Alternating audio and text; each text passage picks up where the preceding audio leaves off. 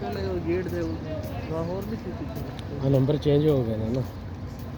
पहले 37 नंबर होंदा सी हुण इहदा नंबर हो गया 365 सारिਆਂ ਦੇ नंबर चेंज हो गए ਉਹ ਨੁੱਕਰ 6 नंबर ਹੁੰਦਾ ਸੀ ਜਿਹੜਾ 309 ਹੋ ਗਿਆ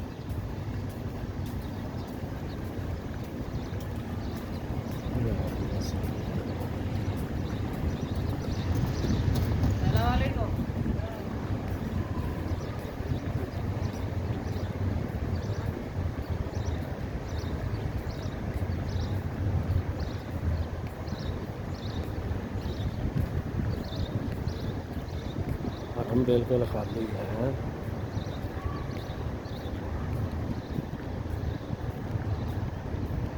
उधरों क्या बाबू सलाम वाली साहब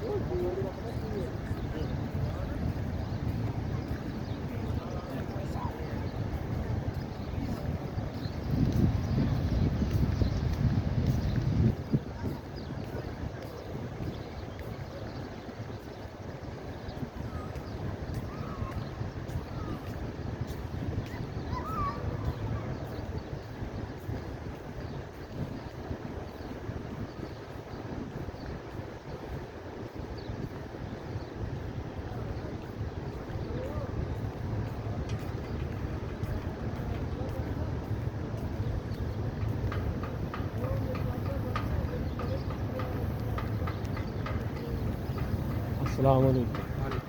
ऐसा तो मेरा ज़ियारत का टाइम है तो किधर से ये आगे ये सही है आगे जाओ। हाँ,